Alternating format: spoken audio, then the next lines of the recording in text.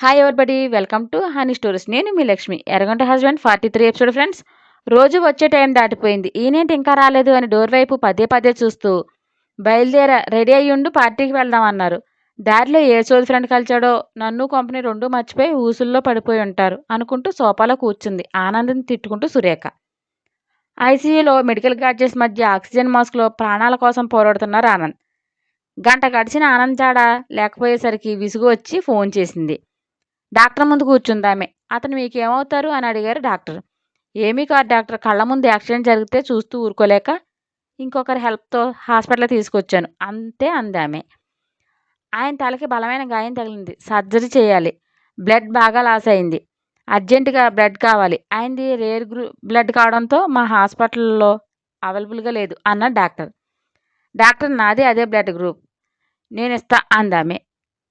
Okay, వాళ్ళ ఇంట్లో వాళ్ళకు ఇన్ఫామ్ చేయండి, మనీ డిపాజిట్ చేస్తే సర్జరీ స్టార్ట్ చేద్దాం అన్నాడు డాక్టర్. ఫోన్ లాక్లో ఎవరన్నా ఫోన్ చేస్తే ఇన్ఫామ్ చేస్తా డాక్టర్ అందామె. ఓకే మిస్, త్వరగా వచ్చేలా చూడండి అన్నాడు. ఓకే సార్ అని బయటికి వెళ్ళింది ఆమె. బయటికి వెళ్ళేసరికి సురేఖ ఫోన్ నుండి ఫోన్ వచ్చింది. ఫోన్ రింగ్ విని స్క్రీన్ చూడగానే వైఫ్ అని రావడంతో టెన్షన్తో లిఫ్ట్ చేసి హలో అందామె. లేడీ గొంతు వినిపించగానే రాంగ్ డైల్ వెళ్ళిందా? ఫోన్ చెవి దగ్గర నుండి తీసి చూసి కాదే అయిందే అని హలో ఎవరు మాట్లాడేది అంది సురేఖ. మేడం, ఈ ఫోన్ గల పర్సన్కి యాక్సిడెంట్ అయింది అని చెప్పింది ఆమె. వాట్ అంటూ గట్టిగా అరిచి భయం కంగారు కలగగా సురేఖ ఎస్ మ్యామ్ అని హాస్పిటల్ నేమ్ చెప్పి త్వరగా రండి అని కట్ చేసింది ఆమె. బిజీగా వర్క్ చేస్తున్న సురేఖ అరుపు వినిపించి తుల్లిపడి బెడ్ దిగి పరుగున వచ్చింది రూమ్ నుండి సిరి. గజగజ వణికిపోతూ చెమటలతో తడిసిపోయి తూలిపడిపోతున్న ఆమెను గబాలను పట్టుకుని అత్తమ్మ ఏమైంది అంటూ కంగారుగా అడుగుతూ సింధు అని బిగ్గరగా కేకవేసింది సిరి. ఆ పిలుపుకు రూమ్ నుండి సింధు పరుగున వచ్చింది. వాటర్ తీసుకురాని సోఫాలో కూర్చోబెట్టింది. సింధు వాటర్ ఇస్తూ మామ ఏమైంది అని నేల మీద కూర్చోబడిపోయింది కంగారుగా. వాటర్ పట్టించి ఏమైందో చెప్పండి అత్తమ్మ అంటూ టెన్షన్గా అడిగింది సిరి. మీ మావయ్య గారికి యాక్సిడెంట్ అయిందంట, ఫోన్ ఫోన్ అంటూ బోర్ని ఏడ్చేసింది సురేఖ. సింధు డాడీ డాడీ అని ఏడుస్తుంటే సింధు కూల్, మావయ్యకి ఏమీ కాదు, నువ్వు కంగారు పడకు అని హాస్పిటల్ ఏదో కనుక్కుని పదండి అత్తమ్మ అని తీసుకొచ్చి బుల్లెట్ స్టార్ట్ చేసి ఎక్కించుకుని సింధు నువ్వు క్యాబ్లో రా అని బ్లూటూత్ ఆన్ చేసి అభికి ఫోన్ చేసి చెప్పింది సిరి.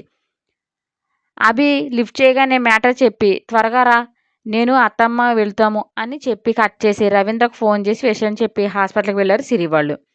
దారంతా ఏడుస్తూనే ఉంది సురేఖ. చేతి మీద తడుతూ మావయ్యకి ఏమీ కాదు అత్తమ్మ, మీరు ఏడవకండి అంటూ ధైర్యం చెప్తూ హాస్పిటల్కి తీసుకొచ్చింది. బండి పార్క్ చేసి లోపలికి వెళ్ళి రిసెప్షన్లో అడిగి ఐసీయూ వైపు పరుగు తీశారు ఇద్దరు. బ్లడ్ ఇచ్చి అప్పుడే బయటకు వచ్చింది ఆ పర్సన్. నర్స్ని అడిగితే వస్తున్న ఆమె చూపించి తనే తీసుకొచ్చింది, జాయిన్ చేసి బ్లడ్ కూడా ఇచ్చింది అని చెప్పి వెళ్ళింది. బయట అద్దాల నుండి చూస్తూ ఏడుస్తుంది సురేఖ. సిరి ఆమె దగ్గరకు వెళ్ళి మీరు చేసిన హెల్ప్కి thank you so much, life long రుణపడి ఉంటామంది ఎమోషనల్గా కళ్ళ నీళ్లు కాచింది సిరి. అయ్యో అంత పెద్ద మాటలు ఎందుకండి, ఏదో నాకు తోసింది నేను చేశాను అందామె. అభి రవీంద్ర ఒకేసారి ఎంటర్ అయ్యారు. సిరి వాళ్ళని చూసి పరుగున వచ్చారు. ఎలా ఉంది అని మామ అన్నాడు అభి. కన్నా డాడీ అంటూ ఏడ్చేసింది సురేఖ. మామ ఊరుకో, డాడీకి ఏం కాదు అని పొదుముకుని డాక్టర్ ఏమన్నారు అని అడిగాడు అభి. ఇంకా బయటికి రాలేదు అభి అంది సిరి కళ్ళనీళ్ళు కారుస్తూ. రవీంద్ర ఎలా ఏడవకూడదు, ఆయనకి ఏమీ కాదు అని సిరిని హత్తుకుని నుంచున్నారు. డాక్టర్ బయటికి రాగానే రవీంద్ర దగ్గరికి వెళ్ళి ఎలా ఉంది అని అడిగారు. సీరియస్ ఏమీ లేదండి, కాకపోతే తలకు తగలడంతో సర్జరీ చేయాలి, బ్లడ్ క్లాట్ అయింది, ముంబై నుండి స్పెషలిస్ట్ వస్తున్నారు, టెన్షన్ లేదు, ఫార్మాలిటీస్ పూర్తి చేసి అమౌంట్ కడితే మేము సర్జరీకి ఏర్పాటు చేస్తాం అన్నాడు డాక్టర్. అభి నువ్వు వీళ్ళని చూడు, నేను కట్టి వస్తా అని వెళ్తుంటే బాబాయ్ ఇదిగో కార్డు అని ఇవ్వబోయాడు అభి. అభి వైపు సీరియస్ లుక్ ఇచ్చి వెళ్ళాడు రవీంద్ర. తనే అభి మావయ్యను హాస్పిటల్ తీసుకొచ్చి జాయిన్ చేసింది అని చెప్పింది సిరి. మీరు చేసిన హెల్ప్కి చాలా థ్యాంక్స్ అన్నాడు అభి. చిన్నగా నవ్వి ఇట్స్ ఓకే అండి, నేను బయలుదేరతా అని ఫోన్ అవి సిరికి అప్పచెప్పింది ఆమె. మీ పేరు అంది సిరి. ఆశాలత అండి, ఆశ అని పిలుస్తారు, టుమారో వస్తాను అంకుల్ని చూడడానికి, ఆంటీని జాగ్రత్తగా చూసుకోండి అందావిడ. బాగా భయపడినట్లున్నారు అని వెళ్ళిపోయింది ఆశ. సింధు వచ్చి బయట నుండి చూస్తూ ఒకటే ఏడుపు డాడీ డాడీ అంటూ రవీంద్ర హత్తుకుని డాడీకి ఏం కాలేదురా, రేపటిలోపు లేచి కూర్చుంటారు చూడు, ఇలా ఏడవకూడదు బంగారం అంటూ కళ్ళు తుడిచారు. వెక్కుతూ నిజంగానే డాడీకి ఏం కాదు కదా బాబాయ్ అంది సింధు. ఏం కాదురా, అమ్మని చూడు, మీరు ఏడిస్తే తన్ని ఎవరు ఆదరిస్తారు? మా సింధు చాలా బ్రేవ్ గర్ల్ కదా అని సిరికి సైగ చేశాడు రవీంద్ర. రా సింధు అని తీసుకెళ్లి చైర్లో కూర్చోబెట్టింది సిరి. ఇటు గగన్, అటు నుంచి హరీష్ గారు, సుహాన, హేమ అందరూ వచ్చేశారు ఒక్కసారిగా. గగన్ అభి పక్కన కూర్చుని ఏమీ కాదు అంకుల్కి, నువ్వు డీలా పడకు అంటూ ఓదార్చాడు. సుహాన, హేమ ఇద్దరు రేఖ పక్కనే కూర్చుని రేఖకి ధైర్యం చెప్తూ ఉన్నారు.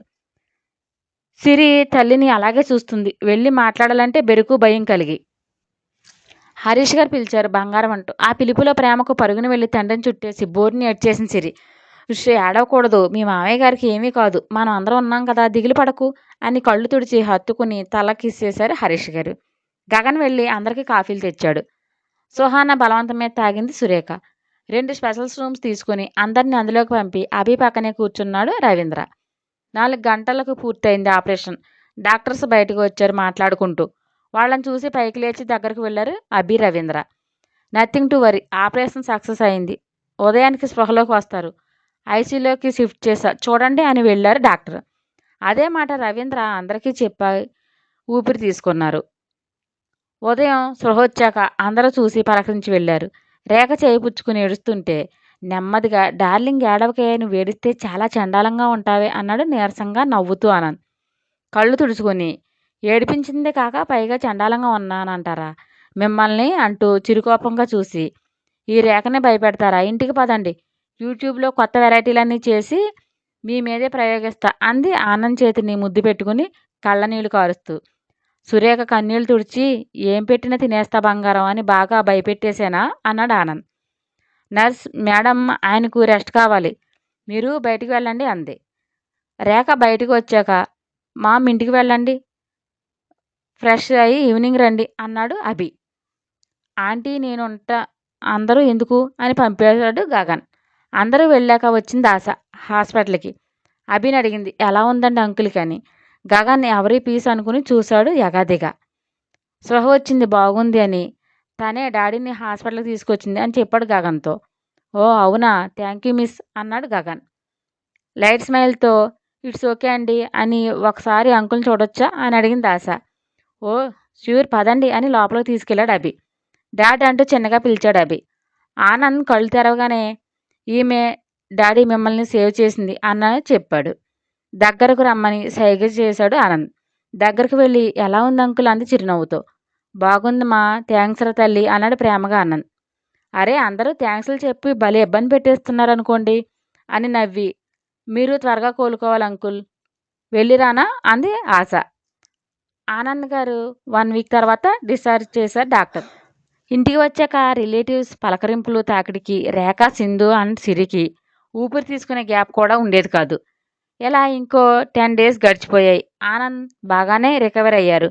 సిరి, రవీంద్ర డైరెక్షన్లో టెండర్స్ వర్క్లో బిజీ అయ్యింది. ఆశ మెల్లగా ఇంటికి రాకపోకలు మొదలుపెట్టింది. తరచూ వస్తూ సురేఖతో బాగానే మింగిలయ్యింది. ఆమె చేసే పనులు హెల్ప్ చేస్తూ కలిసిపోయింది. తన కోసం అడగ్గా అమ్మ చనిపోయిందని, ఎవరూ లేరని, తన తండ్రి మరో పెళ్లి చేసుకున్నాడని, ఆమె సాధింపులు పడలేక దూరంగా ఉంటున్నానని చెప్పింది. ఒంటరి ఆడపిల్లని అని బాధపడుతూ ఆశ బాగా చూసేది సురేఖ. ఆనంద్ గారు కూడా బాగా క్లోజ్ అయ్యారు. అభితో చాలా దూరం మెయింటెనెన్స్ చేస్తూ పద్ధతికే ముద్దు వచ్చేంత పద్ధతిగా ఉండేది. ఆశ ప్రవర్తనకు ఆనంద్ దంపతులు అబ్బురపడేవారు. ఇంటికి వచ్చినప్పుడు సింధుతో క్లోజ్గానే ఉంటుంది కానీ సిరితో ఎక్కువగా మాట్లాడేది కాదు. ఆనంద్ గారికి యాక్సిడెంట్ స్నేహ స్కెచ్ అనుకుంటా. ఈ ఆశ వల్ల అభి సీరియల్ మధ్య దూరం పెరుగుతుందా? రాబోయే ఎపిసోడ్లో చూద్దాం. నా స్టోరీ మీకు నచ్చినట్లయితే ఒక లైక్ ఇచ్చి కామెంట్ చేయండి. ప్లీజ్ షేర్ అండ్ సబ్స్క్రైబ్ చేయండి బడ్డీస్.